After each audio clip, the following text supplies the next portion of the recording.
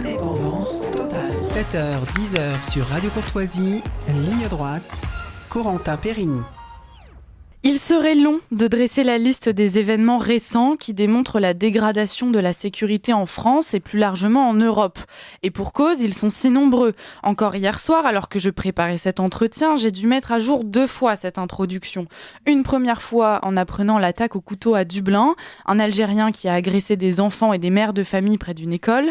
Et une seconde fois en apprenant les 2 attaques au couteau à Nice, le même soir à 30 minutes d'intervalle l'une de l'autre, faisant un blessé grave.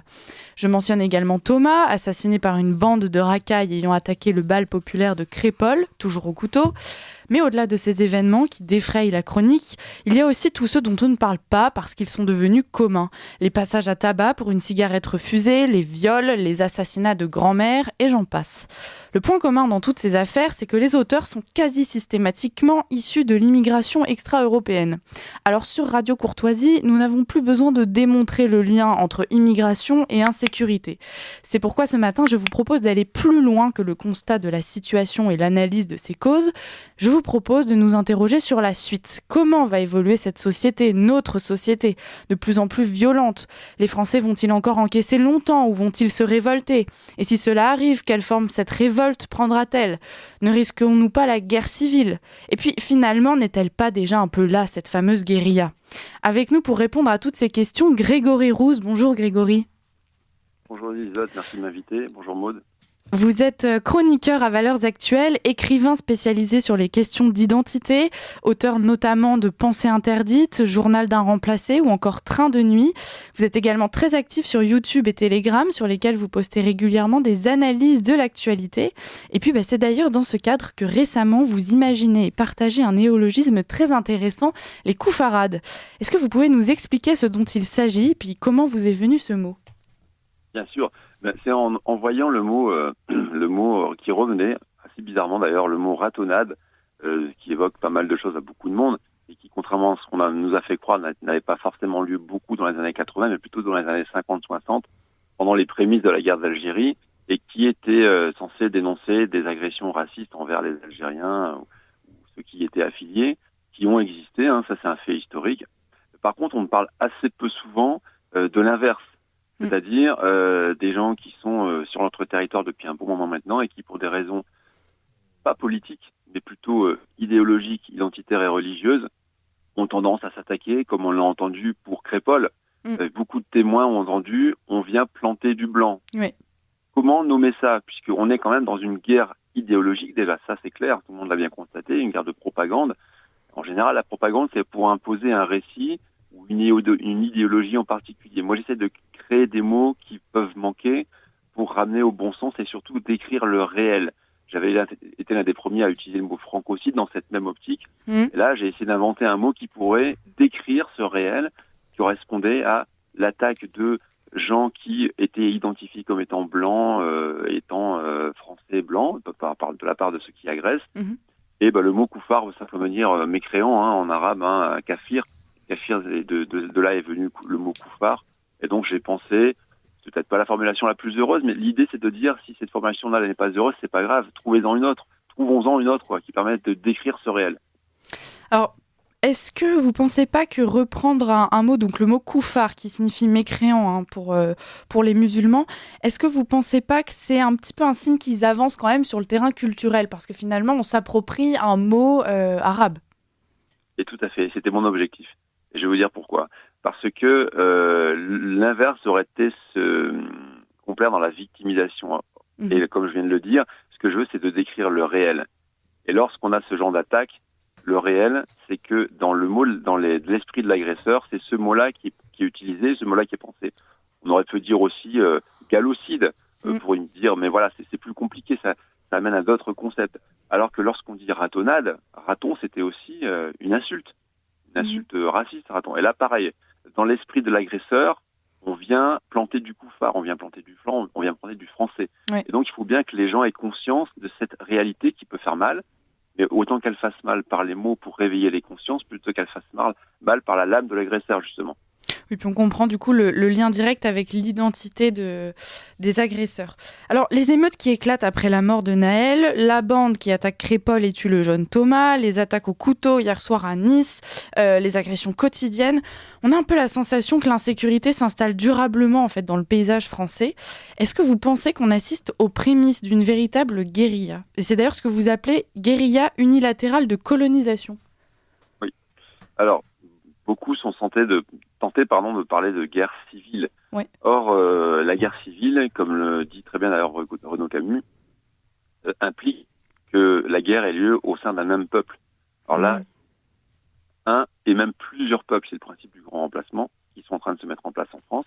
Alors qu'au départ, on avait des tentatives d'assimilation par des individus. Là, on se rend bien compte qu'on a des dizaines de milliers de personnes qui ne sont pas assimilées, qui n'ont pas cette volonté d'ailleurs de s'assimiler. Et je dirais aujourd'hui, dans l'état actuel de la France, tant mieux. Et donc, pour répondre à la question, oui, j'ai l'impression, en prenant un peu de hauteur et en regardant, non pas au jour le jour, mais en me mettant dans la place d'un historien qui va regarder ça dans les années 2100, 2150, que s'est-il passé en 1980 et 2020, par exemple? Eh bien, on voit une accélération très nette, très claire, et puis surtout une sorte de sentiment d'impunité du nombre d'attaques. Comme vous l'avez très bien dit dans votre début de chronique, c'est tous les jours. Alors que un fait divers comme celui-ci dans les années 90, on en aurait parlé pendant des jours et des jours à la télévision en disant mais qu'est-ce qui se passe en France? Et aujourd'hui, on a l'impression qu'il y a une sorte de léthargie qui s'installe et en même temps une sorte de réaction. Et pour éviter que cette guérilla ne devienne pas qu'elle s'arrête en fait, que je l'appelle unilatérale parce qu'il n'y a pas de réponse des pouvoirs publics suffisamment ferme. Et si elle n'est pas suffisamment ferme, ce qui risque d'arriver, et c'est aussi le sens de mon combat quotidien, sémantique, c'est de dire évitons que ça se transforme en guerre réciproque, en cette guérilla, et que ça fasse des dégâts dans tous les sens. C'est au pouvoir public d'agir très rapidement pour arrêter cette guérilla unilatérale de colonisation.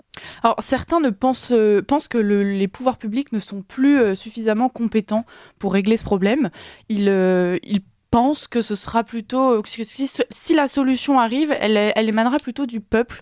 Qu'est-ce que vous en pensez ? Vous pensez qu'aujourd'hui, l'État peut encore régler la situation ? Je pense que l'État a tout à fait les moyens de les régler. Ils en ont tout à fait conscience. Et je dirais même ceux qui tiennent un discours toujours pareil, antiraciste, en accusant celui qui crie au feu, c'est-à-dire plus ou moins la frange à droite de François Bayrou. Même à gauche, certains le savent très très bien la situation de la France et profitent de cette situation pour se faire élire, pour avoir des sièges, etc. Nous avons, nous, État français, on est quand même encore la 6e puissance mondiale, on prend des armes dans le monde entier, on a de la puissance de coercition pour calmer tout ça et pour inverser ça. Mais c'est une question de volonté politique. Et dans mon dernier livre, Le Retour du Roi, qui est aussi adapté pour un retour à une nouvelle république, je pose les bases d'une nouvelle constitution qui permettrait justement ce retour à l'ordre et ce retour au bon sens. J'aimerais revenir sur ce que vous avez dit. La guerre civile se distingue de la guérilla vers laquelle on se dirige parce qu'elle concerne un seul et même peuple. Or là, donc, de toute évidence, ce seraient deux peuples qui s'affrontent. Je distingue ça du coup d'une guerre d'idéologie. Si je comprends bien, on sera vraiment dans un affrontement des peuples et pas des idéologies. Des peuples incarnés par une idéologie ou inversement, c'est-à-dire que il y a plusieurs... Pour ça, je parle beaucoup d'ethnicité plutôt que de race, comme certains seraient tentés de le faire, comme notamment dans les pays anglo-saxons, mais plutôt de dire, vous avez des gens qui viennent avec leurs habitus, c'est-à-dire leur façon de vivre au quotidien, leur religion, et on sait bien que l'islam n'est pas qu'une religion, mais aussi quelque chose qui va régir l'ensemble des éléments de la vie du croyant. Et donc, les peuples viennent avec leur ethnicité, c'est-à-dire leur identité propre, leur culture, leur habitus et leur croyance. Et on voit bien que en terre, on peut appeler la Dar el-Islam, c'est-à-dire la terre qui est à conquérir par l'islam, eh bien, il y a la Oumma, toute la communauté de croyants qui va se souder. Et lorsque tout ça s'est fait, eh bien, on voit qu'ils se disputent entre eux, puisque, ne serait-ce que, par exemple, entre l'Algérie et le Maroc, ça va pas bien, on le sait. Dans la péninsule arabique, ça fait la guerre aussi entre le Yémen et l'Arabie saoudite, on le sait également. Il y a eu la guerre Iran-Irak, il y a tout un tas de guerres entre musulmans. Mais lorsqu'on est dans une terre à conquérir, il y a cette union qui est en train de se faire. Alors tout ne vient pas de l'islam. La problématique vient surtout du fait que on est un pays dans lequel on a quand même une homogénéité ethnique qui a été démontrée par les généticiens, une homogénéité culturelle, ça n'a jamais empêché l'assimilation au compte-gouttes, mais par contre, aucun pays au monde n'est capable d'assimiler un tiers de sa population qui, pour la plupart d'entre elles, n'a plus envie de s'assimiler. Et puis on peut les comprendre puisque vous arrivez en France, vous avez déjà tout un tas de diasporas qui existent, avec des quartiers, des habitudes, et puis en plus, un gouvernement français qui a tendance à protéger plutôt les allogènes que les autochtones. Alors par exemple, si demain on tombait dans cette situation de guérilla, on comprend que d'un côté, donc, il y aurait les autochtones et de l'autre, toute la population issue de l'immigration extra-européenne. Question, les autochtones, comme on dit, est-ce qu'ils ne seraient pas un peu divisés aussi ? On voit qu'il y a toute une partie qui est très woke et qui aurait, je pense, assez de mal à prendre position dans ce conflit. Alors, je tiens à ajouter une petite subtilité que j'essaye d'écrire dans mon livre. C'est jamais expliqué, c'est facile de le lire à l'oral, mais je parle toujours d'autochtones et assimilés, parce que je n'oublie jamais cette frange de personnes assimilées et qui ne posent aucun type de problème, et qui font partie de cette tradition historique française. Et tout est question de quantité, encore une fois. Et qu'on serait tous, je pense, contents de ne pas avoir à parler de ces sujets-là si l'immigration avait été gérée de longue date. Vous avez raison de souligner que le premier et l'essentiel des problèmes, c'est cette idéologie qui consiste à vouloir ouvrir les frontières à tout prix pour respecter cette idéologie. Donc la première problématique en France et en Europe de manière générale, c'est pas ceux qui rentrent, c'est d'abord ceux qui laissent la porte ouverte, qui mettent le pied dans la porte et qui disent à ceux, il faudrait peut-être la fermer maintenant, qu'on est des racistes. C'est peut-être tous les noms en réalité. Alors, on parle beaucoup donc de guérilla. Dans l'esprit des gens, je pense que la guérilla, c'est un événement qui est assez brutal et brûlant. Alors oui, l'actualité, elle est choquante, mais c'est pas encore une véritable guerre qui se déroule, ou bien peut-être, mais dans ces cas-là, vous m'expliquerez le contraire. Est-ce que vous pensez pas qu'on assiste plutôt à une mort lente de notre peuple, une sorte de déchéance qui s'installe doucement ? Je pense effectivement que cette mort lente, cette déchéance, ce côté décliniste, beaucoup de Français en ont de plus en plus conscience. Par contre, ce qui est assez étonnant de relever, c'est que on commence à voir en France et en Europe quelques réactions. Elles sont assez faibles, c'est des signaux faibles, on appelle ça des signaux faibles, mais malgré tout des réactions.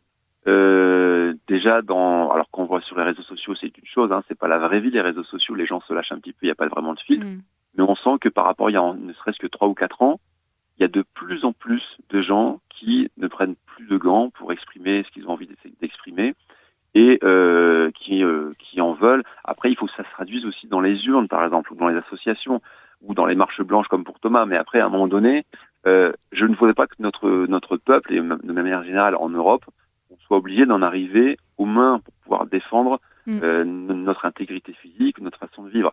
C'est ce qu'il faut absolument éviter. Et pour l'éviter, il n'y a que la puissance publique qui peut aujourd'hui encore l'éviter. Et c'est la responsabilité de la puissance publique de réagir avant que les gens ne se fassent justice eux-mêmes. Où là, on rentrera dans un conflit complètement ouvert. Et il faut absolument éviter ça. Il y a les drames que ça emporte.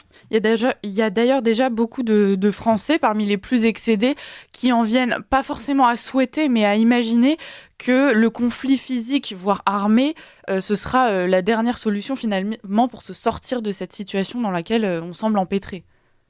Voilà. Perte des deux côtés et dit drame. C'est-à-dire que c'est toujours facile de dire je vais sortir mon fusil, je vais tirer dans le tas. Le problème, c'est que demain, les autres font pareil, et puis vous perdez vos enfants, vous perdez vos parents, vous perdez tout le monde. C'est ça qui est dramatique. Et donc, pour éviter ce genre de situation, il y a encore aujourd'hui, je pense, des possibilités légales et pacifiques d'agir, fermes, mais légales et pacifiques. Mais il nous reste quelques années, il ne nous reste pas des décennies devant nous.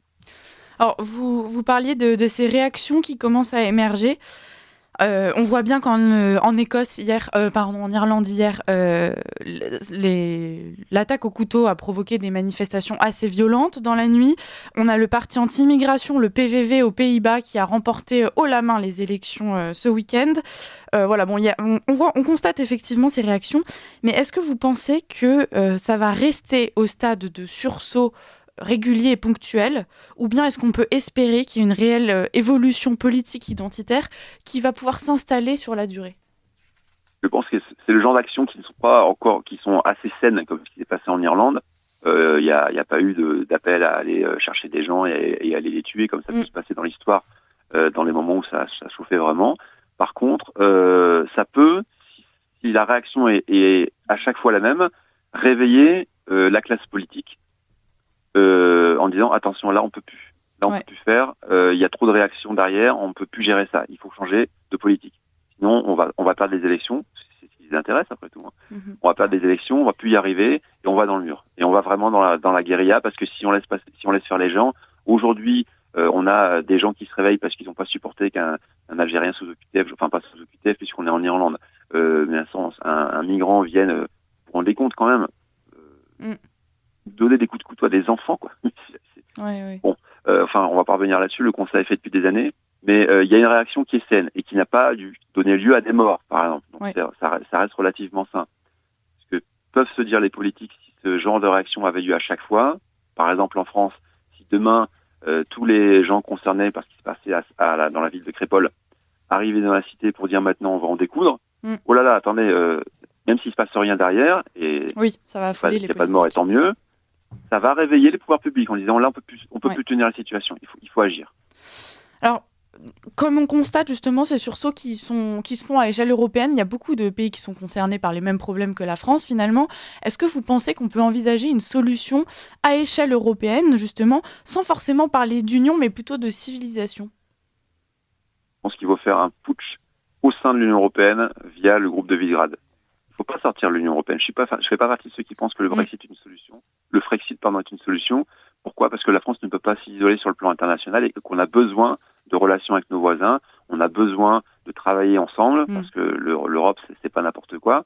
Par contre, il faut laisser la souveraineté à chacun, parce que je crois aussi à la souveraineté, à chacun des peuples et travailler en bonne intelligence. Et le groupe de Visegrad a cette vision-là. Et je pense que la France aurait tout intérêt à créer un nouveau... travailler main dans la main dans l'Allemagne, très bien. Il faudrait commencer par le groupe de Visegrad pour retravailler à nouveau main dans la main avec l'Allemagne pour refaire un véritable duo, parce que là on s'est fait complètement bouffer par les institutions et par l'euro. On le voit bien sur l'industrie, sur le commerce, sur la force de la monnaie, etc. et l'inflation, quoique l'Allemagne paye en ce moment. Mais la solution vient d'un putsch pour faire en sorte que non pas des commissaires nommés fassent la loi au sein de l'Union européenne, mais que, véritablement, on ait un autre système qui puisse bien fonctionner. Écoutez, Grégory Rouz, merci pour cet entretien. Je rappelle, vous êtes chroniqueur à Valeurs Actuelles, écrivain spécialisé dans les questions d'identité. Vous avez notamment écrit Pensées interdites, Journal d'un remplacé ou encore Train de nuit. Et puis j'invite tous nos auditeurs à vous suivre sur YouTube et Telegram si jamais ils ont l'application. Voilà. Merci Grégory Rouz.